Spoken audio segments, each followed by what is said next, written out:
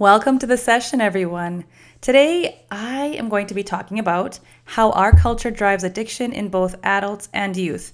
And it took me a little bit to name that. I was actually considering renaming this session because I wasn't sure that I could really convey when I talk about culture to what I really actually want to talk about and what I mean by culture. So what I mean by culture is how we view addictions, how we define addictions, how we stigmatize people who we consider to be quote unquote addicts. I'd like to really unpack that, blow a lot of those beliefs and sometimes misconceptions out of the water to talk about what actually really drives addiction, and that all of us are susceptible to addiction, and that addictions are not necessarily individual quote unquote problems, but a result of the culture in which we live. And that is for both adults, children, and youth. So I really hope that you enjoy the show.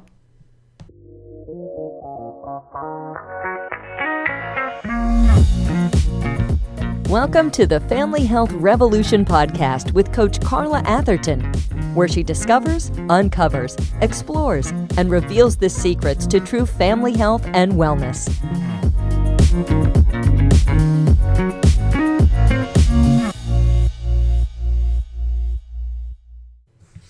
All right, so let's get on with this conversation. I'm really excited to be talking about addictions today because it is a pervasive issue in our current culture for adults and children.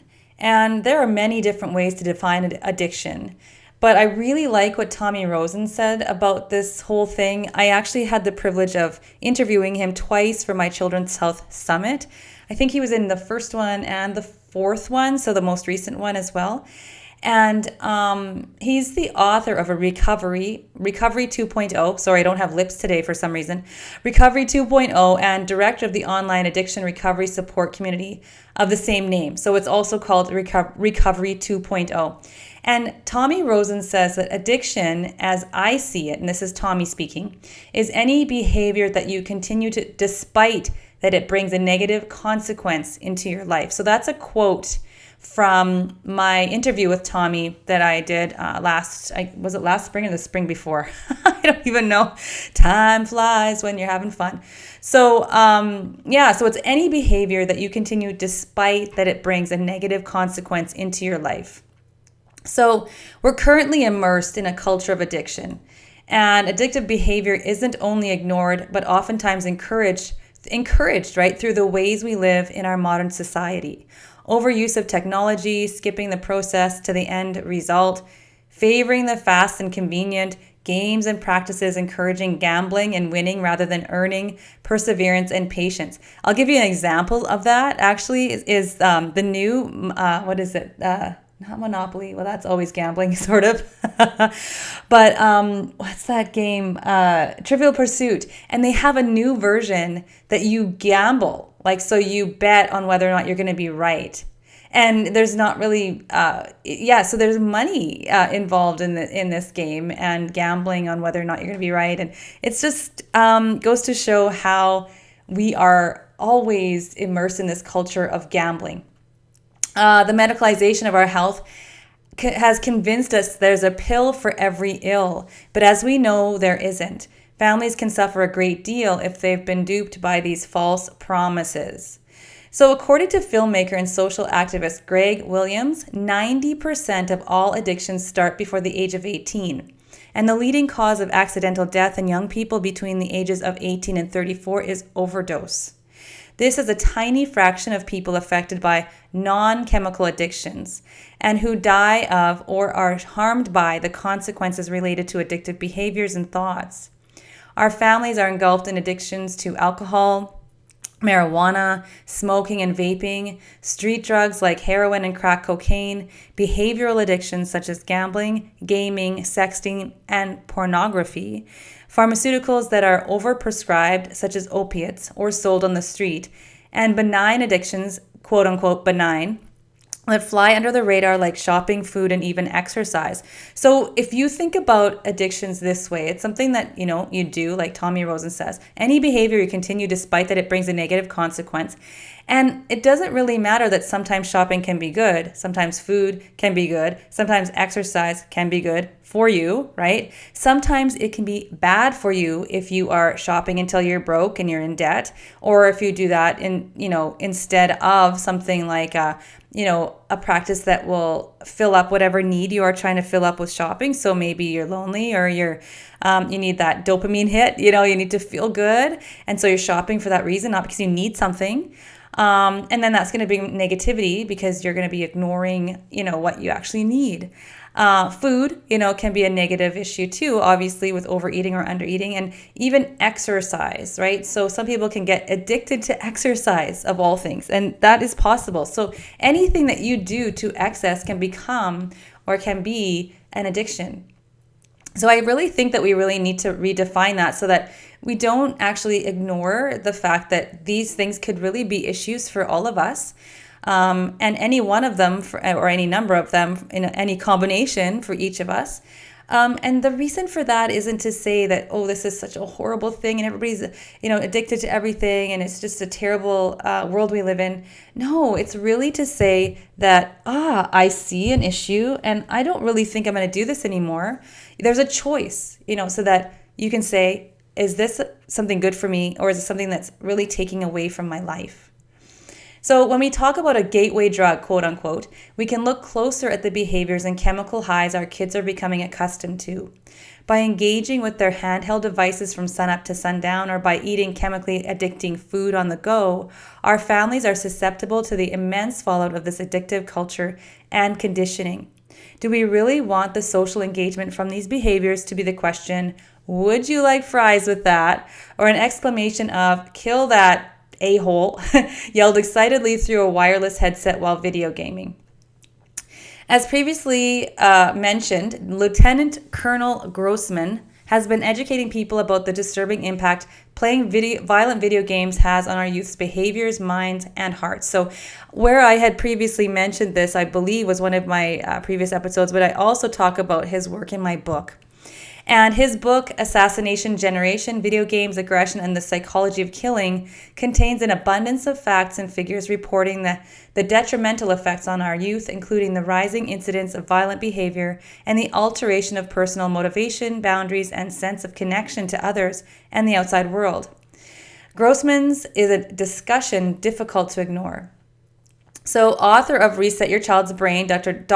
Victoria Dunkley's writings have sounded the alarm for almost a decade now about the biochemical fallout excessive screen time has on the nervous system and the biochemistry of the brain, causing behavioral mayhem like apathy, tantrums, oppositional behavior, ADHD symptoms, aggression, depression, sleep disturbance, anxiety, and self-isolation. So we talked about this the previous two episodes. So check out episode number 9 and episode number 10 for, a discussion on screen time in particular. Other addictive behaviors have many of the same effects, and all of these behaviors need to be addressed in a systematic way that looks for the causes and addresses the results.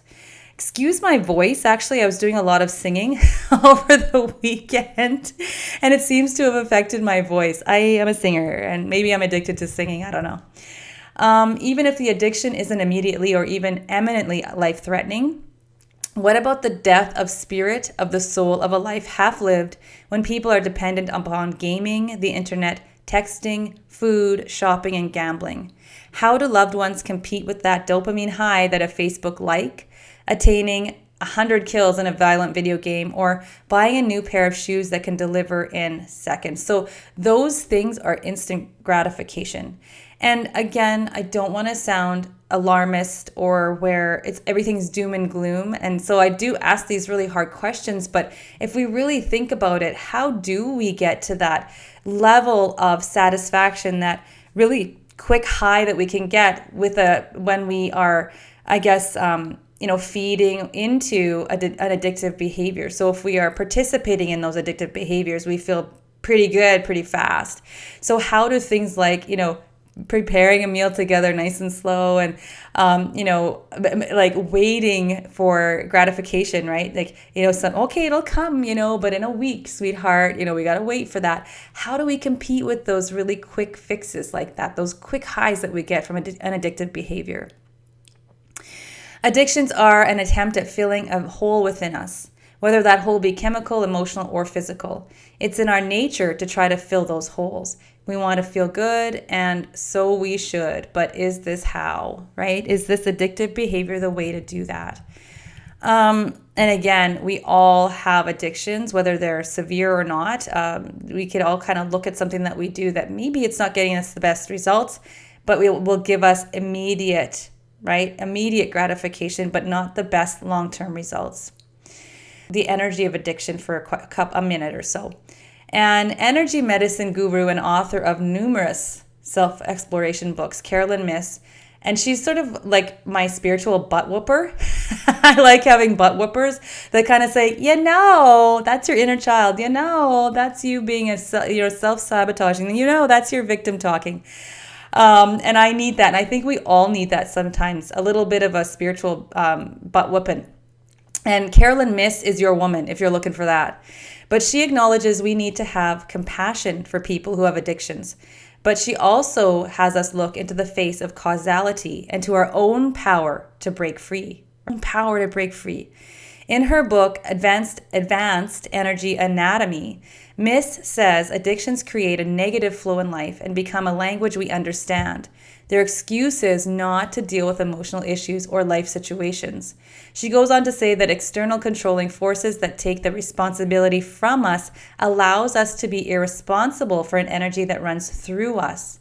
In this way, to be an addict, quote unquote, provides us with a sense of familiarity we confuse with safety. So she doesn't necessarily say that, the safety part.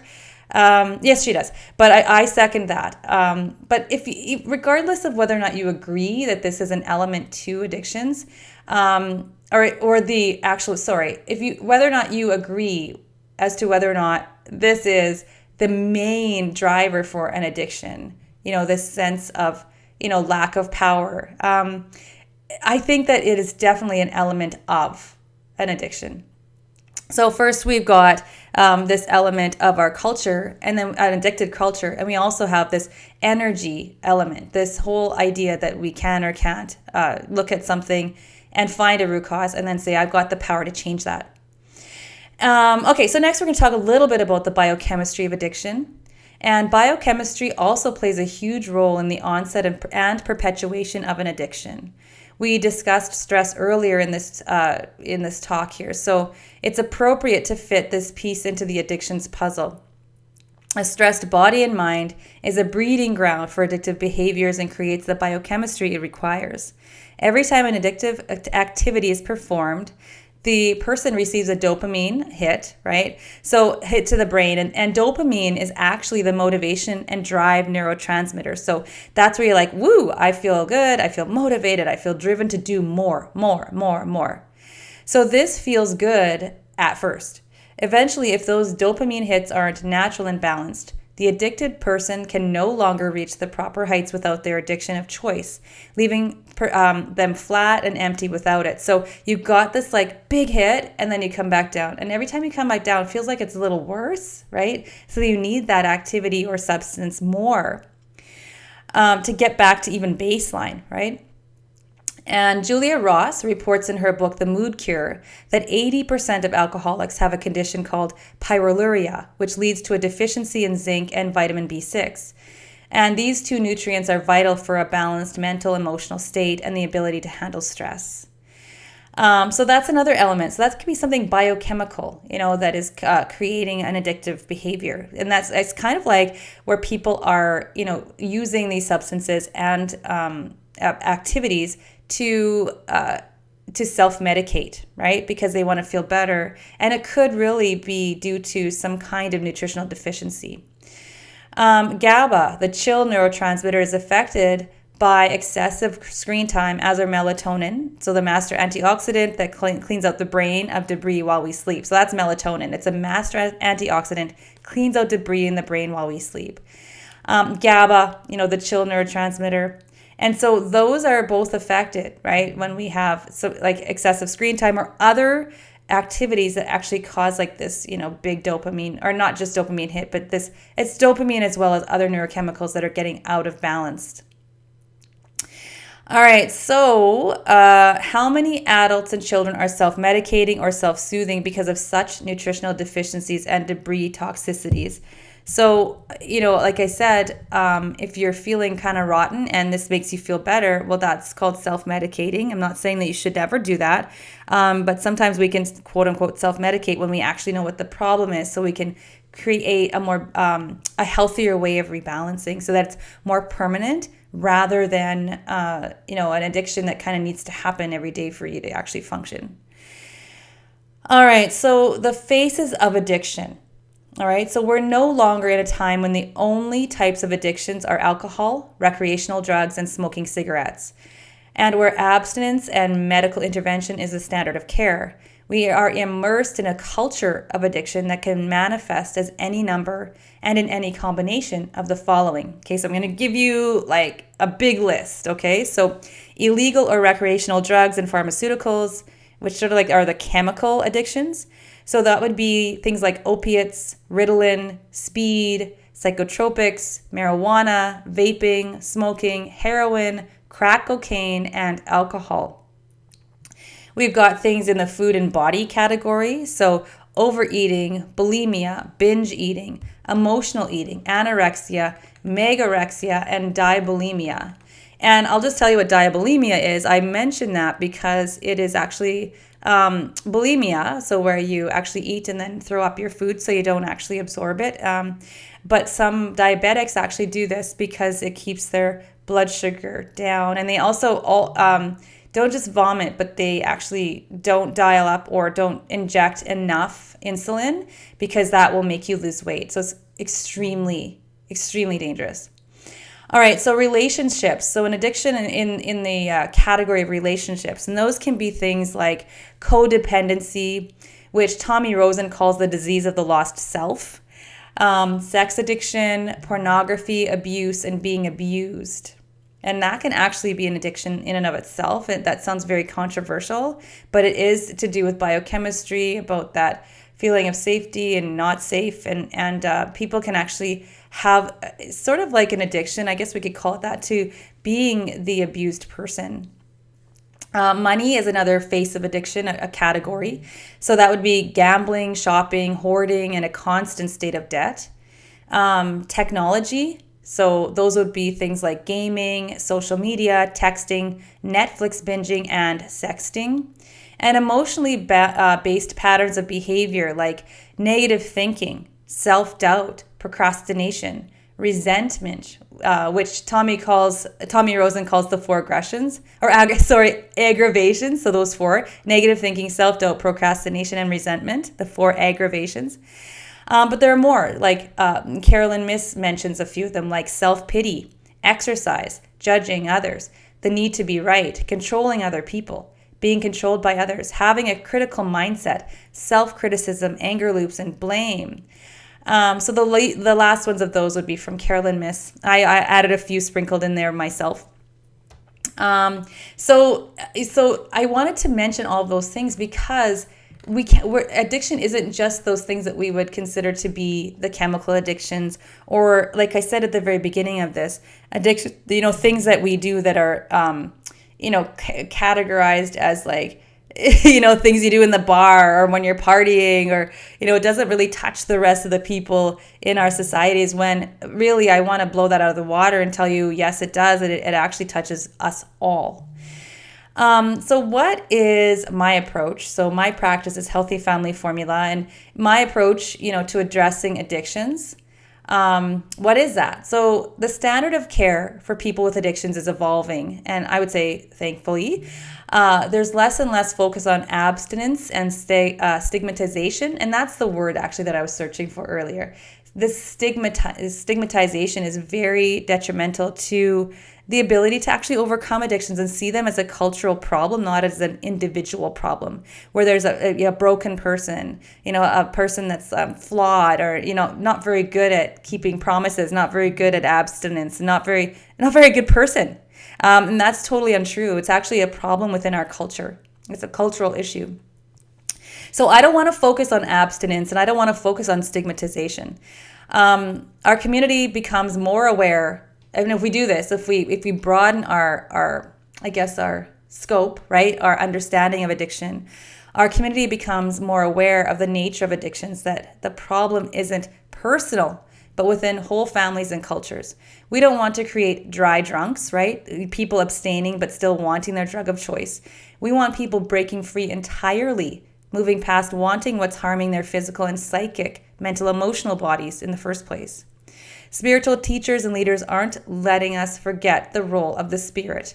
And new psychology is moving away from medications and talk therapy to shining a light on causal factors such as trauma and trapped emotions. And trauma is something that we're going to come back to and do an entire episode about trauma, maybe even a few, because I have found in many, I'm following in some very wonderful, brilliant people's footsteps that have been doing this work for a very long time, into this whole world of trauma that is basically part and parcel to, it's one of the causal factors or contributing factors to all manner of dis-ease. And not just mental, emotional, not just addictions, which is a huge part of that, but also physical issues as well. So we're increasingly using body and energy work and exercises like genograms, family constellations, and even ancestral healing to help people to take control of their lives, both adults and children alike. What we need to understand when facing an addiction or addictive behaviors is finding the root causes and addressing them, then taking the responsibility to make positive change and kick old harmful habits. That goes for the whole family. It's not just the family member with the addictive behavior alone who has the problem, right? When we understand this, we can also move on to finding the contributing usual suspects, which I've talked about in previous episodes, and we'll keep unpacking those usual suspects, which are a combination of not only emotional and behavioral issues, but also environmental and biochemical, which are physical. We address nutrition, stress, sleep, exercise, relationship, emotional baggage, traumas, and energy blockages. We address environment, infections, habits, allergies, and our family and broader cultures. So some general considerations for breaking the chains of addiction. And that would be meditation is one. Sweet meditation, mindfulness. Don't want to use it in a flippant way or something where it's like, okay, yeah, we all understand what this is now, and it's just sort of not as deep, it's very surface. No, meditation and mindfulness are very deep practices that will unravel many of our issues that can contribute to, self-medicating through addiction. Stress reduction is another one. Meditation, mindfulness also are stress reduction techniques, but there are many more things you can do to reduce stress. As well as, reducing stress on our physical bodies. Teaching our children life skills and responsibility. And that's another thing, is that being really open about what they're seeing in their environments, what they're being exposed to, what their culture really is teaching them, because often we need to kind of teach against that culture or outside of that culture, and then in turn we actually change the culture. Spending time in nature is huge. That's something so... it's a stress reduction technique. It's also meditative. It also teaches life skills and responsibility. It does all of those things actually in one activity. Spending time in nature. It also connects those children, everybody in our family, to the broader world, our natural world, to life itself. Stopping the addictive nature of our own lives is another way to break the chains of addiction. And spending time with each other in a real world. Spending time, working on relationship, connecting. Doing all the trauma research I've been doing over the years, and really even now just completely binging on the topic lately. I've really learned that connection from these brilliant people, that connection is the key. And I would say connection to self as well as to others and to the natural world.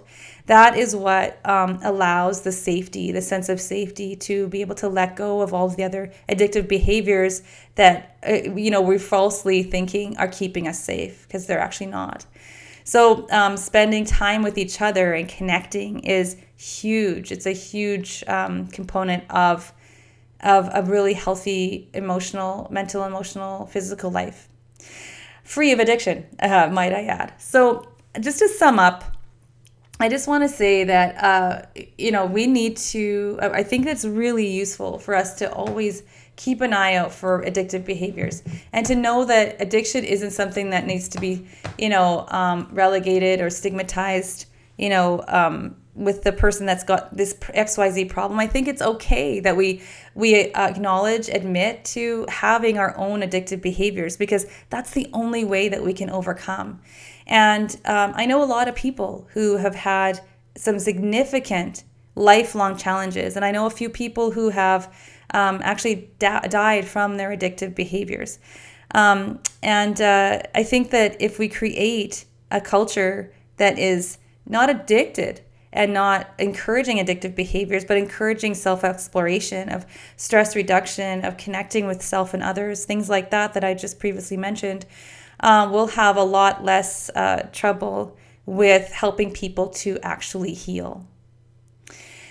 So that's all I'm going to say today. I hope that I was coherent. It was a really long, crazy weekend. It's been a long, crazy day. And I'm going to get this podcast episode out to you, whether it kills me or not.